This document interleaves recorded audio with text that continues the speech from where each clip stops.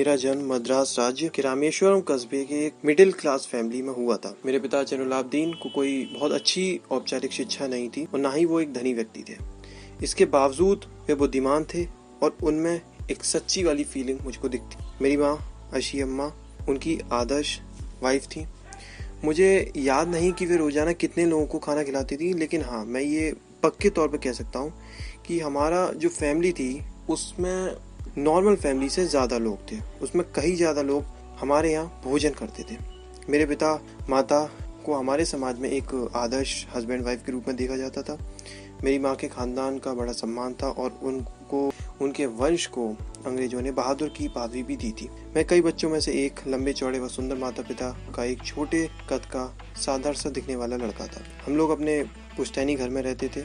यह घर 19वीं शताब्दी में बना दिया गया था। रामेश्वरम की मस्जिद वाली गली में बना यह घर चूने पत्थर व ईंट से बना पक्का और बड़ा था। मेरे पिता आडंबरहीन व्यक्ति थे और सभी अनावश्यक एवं ऐशो आरामों वाली चीजों से दूर रहते थे, पर घर में सभी आवश्यक चीजें समुचित मात्रा में उपस्थित थीं। वास्तव में मैं कहूँगा कि मेरे बचपन बहुत ही सिक्योर रहा है, दोनों तरीके से, चाहे वो इमोशनली हो चाहे वो फिजिकली। मैं प्राय अपनी माँ के साथ ही रसोई में नीचे बैठ कर खाना खाया करता था। वे मेरे सामने एक केले की पत्ती बिछा देती थी और उस पर चावल और स्वादिष्ट सांभर देती थी। साथ में घर का बना अचार और नारियल की चटनी भी होती थी। प्रतिष्ठित शिव मंदिर, जिसके कारण रामेश्वरम एक प्रसिद्ध तीर्थ स्थल में आता है, का हमारे घर से सिर्फ 10 मिनट का रास्ता था। जिस इलाके में हम रहते थे वहाँ मुस्लिम बहुत थे, लेकिन वहाँ कुछ हिंदू परिवार भी थे जो अपने मुस्लिम पड़ोसियों के साथ मिलजुल कर रहा करते थे। हमारे इलाके में एक बहुत ही पुरानी मस्जिद भी थी, जहाँ शाम को नमाज के लिए मेरे पिताजी मुझे अपने साथ ले जाया करते थे। अरबी में जो नमाज अता की जाती है उसके बारे में मुझे कुछ पता तो नहीं था, लेकिन हाँ, यह विश्वास था कि जो बातें हम करते हैं वो ईश्वर तक पहुंचती हैं। नमाज के बाद जब मेरे पिता मस्जिद से बाहर आते थे तो अलग अलग धर्म के लोग मस्जिद के बाहर बैठे उनकी प्रतीक्षा करते थे। उनमें से कई लोग पानी के कटोरे मेरे पिताजी के सामने रखते थे। पिताजी अपनी उंगलियां उस पानी में डुबोते जाते और कुछ पढ़ते थे। इसके बाद वह पानी बीमार लोगों के लिए घरों में ले जाया जाता। मुझे भी याद है कि लोग ठीक होने के बाद शुक्रिया करने के लिए हमारे घर पे आया करते थे। पिताजी हमेशा मुस्कुराते थे और कहते थे कि शुक्रिया मेरा नहीं, अल्लाह का करो। रामेश्वरम मंदिर के सबसे बड़े पुजारी पक्षी लक्ष्मण शास्त्री मेरे पिताजी के अभिन्न मित्र थे। अपने शुरुआती बचपन के यादों में इन दो लोगों के बारे में मुझे सबसे अच्छी तरीके से याद है। दोनों अपने पारंपरिक वेशभूषा में होते और अपने ट्रेडिशंस को डिस्कस करते थे। जब मैं प्रश्न पूछने के लायक हुआ, जब मैं बड़ा हुआ, तो मैंने पिताजी से पूछा कि नमाज का क्या इम्पोर्टेंस होता है। पिताजी ने बताया कि नमाज में कुछ ज़्यादा रहस्यमयी तो कुछ है नहीं। नमाज से लोगों के बीच में भाईचारे की भावना आती है। वे कहते थे जब तुम नमाज पढ़ते हो तो तुम अपने शरीर से निकलकर ब्रह्मांड का एक हिस्सा बन जाते हो, जिसमें ना तो तुम्हारी दौलत, आयु, जाति या धर्म पांच का कोई भी भेदभाव नहीं होता है। मेरे पिताजी एक अध्यात्म की जटिल और अवधारणाओं के भी तमिल में बहुत ही सरल ढंग से समझा देते थे। एक बार उन्होंने मुझसे कहा, वक्त में खुद उनके स्थान पर जो वे वास्तव में हैं और जिस अवस्था में वे पहुंचे हैं, अच्छी हो या बुरी हो, पर इंसान भी उसी तरह दैवी शक्ति रूपी ब्रह्मांड में उसके एक विशेष हिस्से के रूप में होता है। जो हमें संकटों, दुखों या समस्याओं से क्यों घबराएं? तो हम संकट और दुखों की समस्याओं से क्यों घबराएं? जब संकट या दुख आए तो उनका कारण जानने की कोशिश करो। विपत्ति हमेशा आत्मविश्लेषण के अवसर प्रदान करती है। बस आप उन लोगों को यह बात क्यों नहीं बताते जो आपसे मदद मांगने आते? मैंने अपने पिताजी से पूछा। उन्होंने मेरे ऊपर हाथ रखा अपना और इस तरीके से मेरी आंखों के लिए मैं देखा जैसे कि वो मेरी समझ की क्षमता जांच रही हो। फिर धीमे और गहरे स्वर में उन्होंने बोला, जब कभी इंसान अपने को अकेला पाता है तो वह एक साथी की तलाश करता है, जो कि एकदम नेचुरल है। जब इंसान संकट में होता है तो उसे किसी की मदद की जरूरत होती है।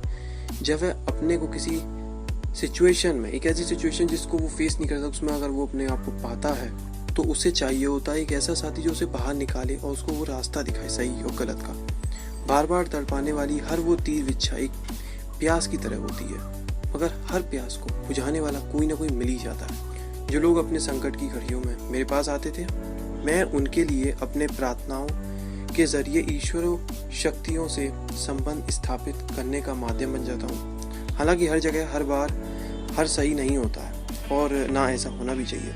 मुझे याद है पिताजी का डेली रूटीन क्या था। वो सिर्फ सुबह 4 बजे नमाज पढ़ने के साथ शुरू हो जाता था। नमाज के बाद वे हमारे नारियल के बाग में जाते थे। बाग घर से करीब 4 मील की दूरी पर था। करीब दर्जन भर नारियल अपने कंधे पर लेकर पिताजी घर पर लौटते थे और नाश्ता उसी के बाद होता था। पिताजी का यही डेली का रूटीन जो 60 डेट्स पर भी उनका यही चलता था। मैंने अपनी विज्ञान एवं प्रौद्योगिकी की सारी जिंदगी में पिताजी की बातों का लाने का, पिताजी के बातों को अपनी जिंदगी में अपनाने की कोशिश करी है। मैंने उन बुनियादी सत्यों को समझाने का बहुत प्रयास किया जिन्हें पिताजी ने मेरे सामने रखा, और मुझे इस संतुष्टि का आभास हुआ कि ऐसी कोई दैवी शक्ति जरूर है जो हमें भ्रम, दुखों, विषाद और असफलता से छुटकारा दिला सकती है तथा हमको वो सही रास्ता भी दिखा सकती है। जब पिताजी ने लकड़ी की नौकाएं बनाने का काम शुरू किया, उस समय मैं 6 साल का था। ये नौकाएं तीर्थ यात्रियों के लिए बनती थी जो रामेश्वरम से धनुषकोडी तक लेने जाने के लिए काम आती थी। एक स्थान के ठेकेदार अहमद जलालुद्दीन के साथ पिताजी समुद्र तट के पास नौकाएं बनाया करते थे। बाद में अहमद जलालुद्दीन की मेरे बड़ी बहन जोहरा के साथ शादी हुई थी। नौकाओं का आकार लेते मैं काफ़ी अच्छे तरीके से उनको गौर करता था। पिताजी का कारोबार काफ़ी अच्छा चल रहा था। एक दिन 100 मील प्रति घंटे की रफ्तार से हवा चली और समुद्र में तूफान आया। तूफान में सेदू को कड़ाई के कुछ लोग और हमारी नाव भी थी जो कि सब बह गई। उसमें पालवान पुल भी टूट गया और यात्रियों से भरी ट्रेन भी ख़त्म हो गई। उससे पहले मैंने हमेशा जो ओशियंस होते हैं, समुद्र होता है, उनकी ब्यूटी देखी थी। उसके बाद मैंने जाना इनका दूसरा फेज भी होता है। जब तक नाव की यह कहानी बेवक्त डूबी, उम्र में मैं काफ़ी फ़र्क होने के बावजूद अहमद जलालुद्दीन मेरे अतरंग मित्र बने रहे। वे मुझसे करीब 15 साल बड़े थे और मुझे आज़ाद कहकर बुलाते थे। हम दोनों रोज़ाना शाम को दूर तक साथ घूमने जाते थे। हम मस्जिद वाली गली से निकलते और समुद्र के रेतीले तट पर चल पड़ते। मैं और जलालुद्दीन प्राय आध्यात्मिक विषयों पर बात करते थे। एक प्रमुख तीर्थ स्थल होने की वजह से रामेश्वरम का जो वातावरण था हमारी आध्यात्मिक चर्चाओं में और सिद्ध होता। रास्ते में हमारा पहला पड़ाव शिव मंदिर हुआ करता था।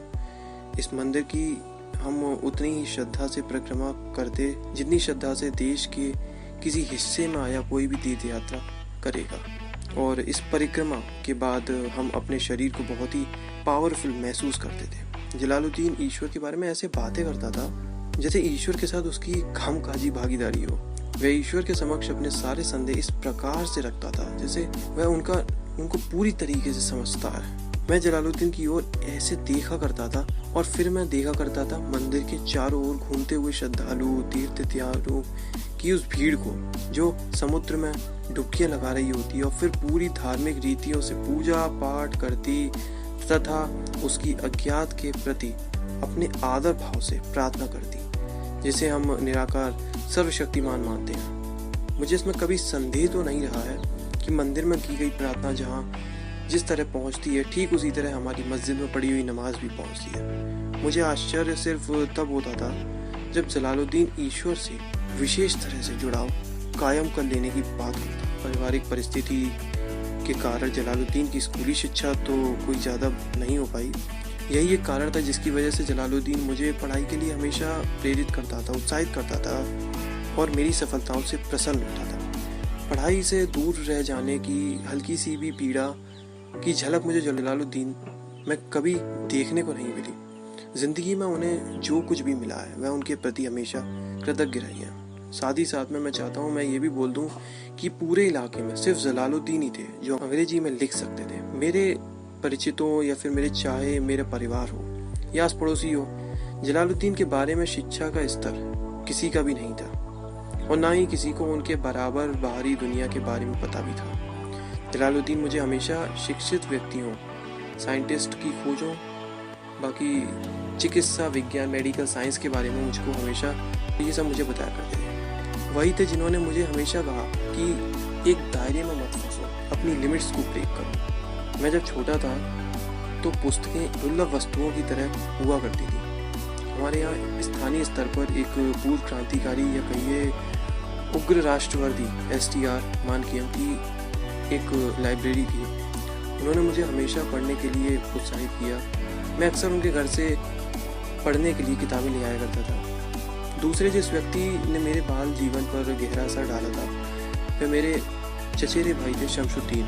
वे रामेश्वरम में अखबारों के एकमात्र वितरक थे। अखबार रामेश्वरम स्टेशन पर सुबह की ट्रेन से पहुंचते थे जो पाम्बन से आती थी।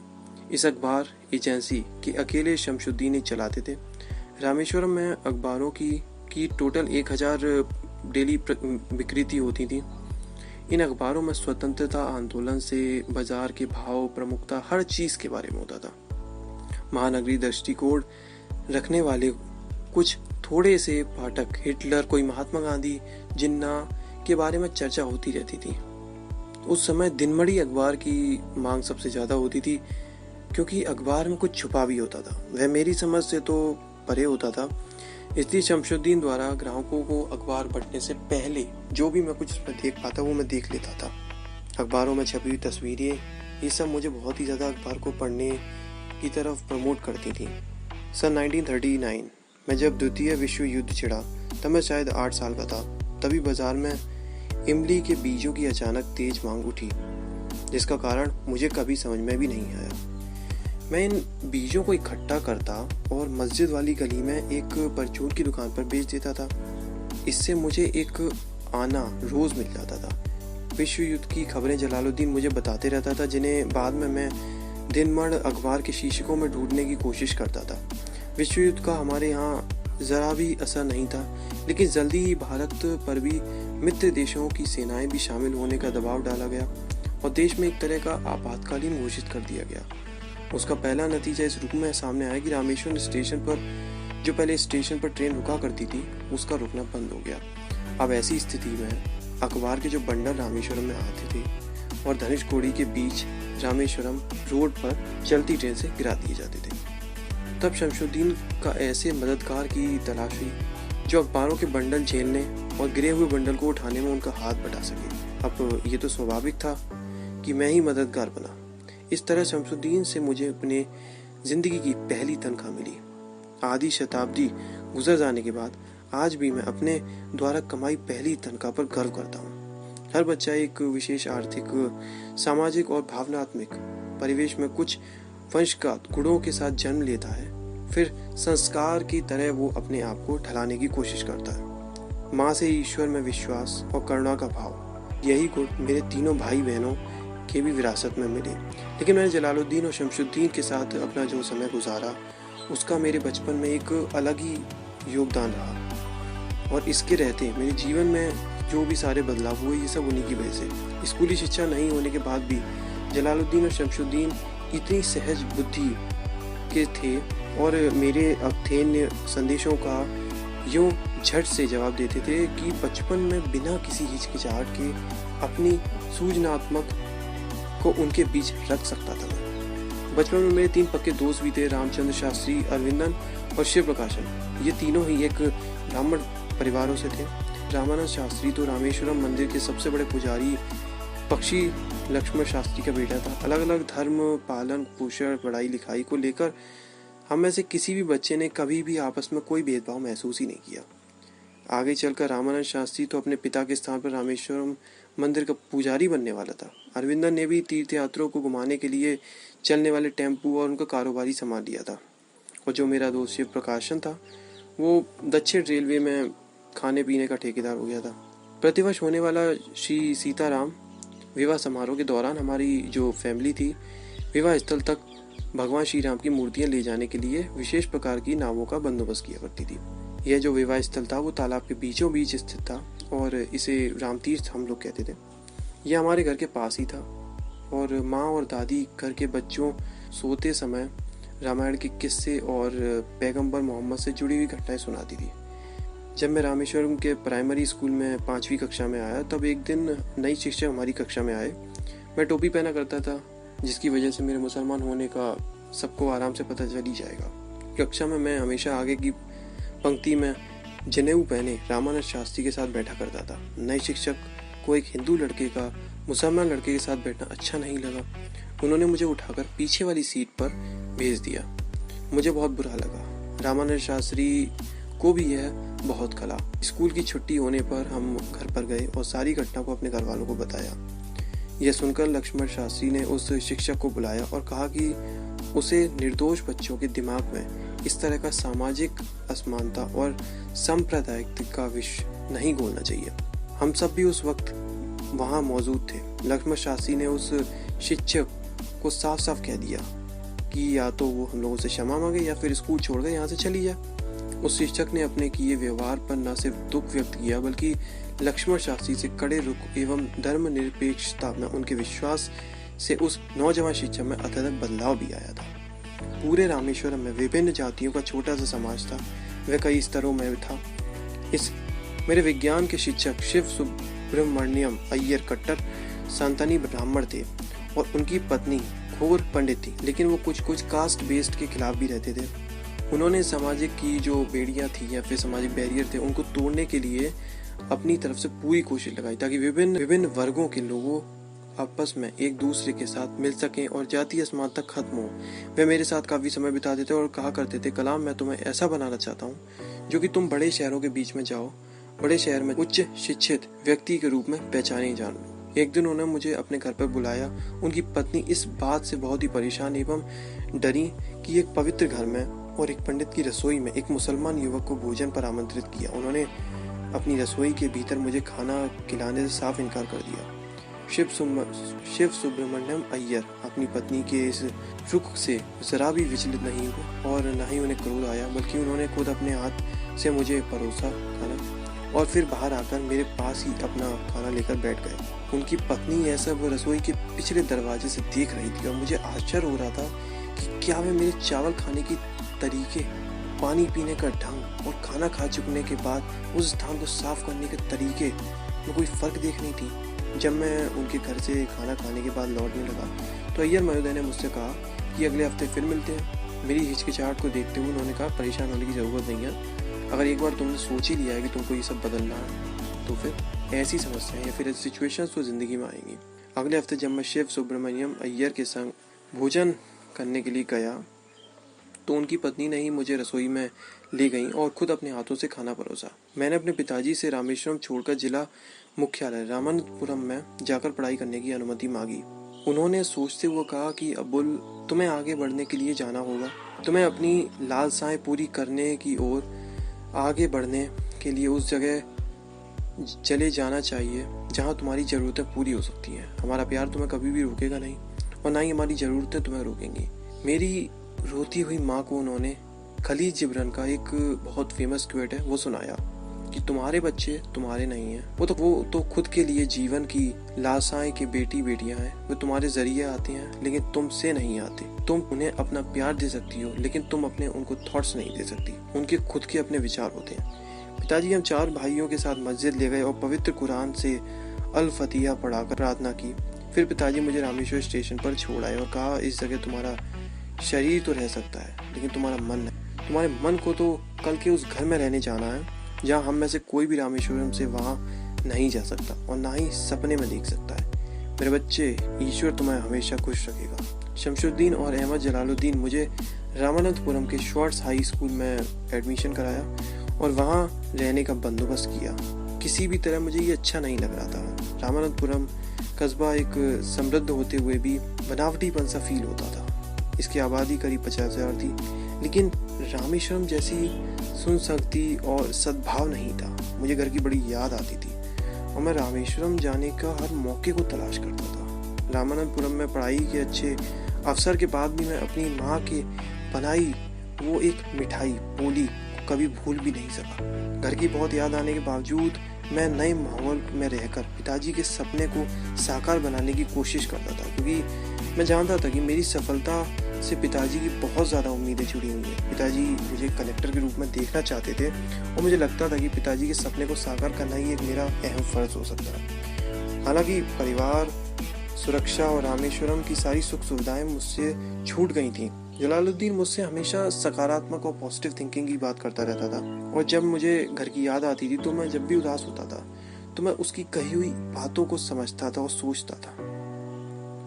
उनके कहे अनुसार मैंने अपने मन के विचारों, मन के थॉट्स को, मस्तिष्क को स्थिर में रखने के लिए, एक लक्ष्य पाने के लिए कठोर परिश्रम किया। मैं रामेश्वरम तो नहीं लौटा बल्कि अपने घर से और दूर चला गया।